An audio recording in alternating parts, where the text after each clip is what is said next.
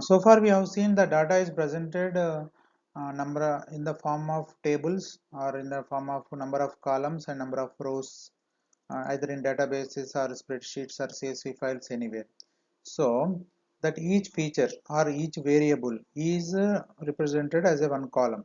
So if we divide this EDA into some categories, that is first is that univariate. The univariate will take single variable and do analysis there, and will try to present the distribution or how many times the frequency of occurrences based on the data, right? That whatever the each individual variable is presented like this.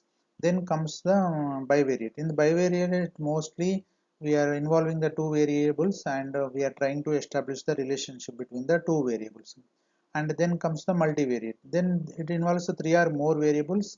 Here in the three or more variables, we will try to establish the relationship, or how one is representing, or all group of, or clustering, or classification, or many things, right? All these things are how these are representing, and all those things comes under the multivariate. So we need to understand, whenever we are taking the data, we need to perform all these analysis in all the data, then only we can get the required insights to further process on the data.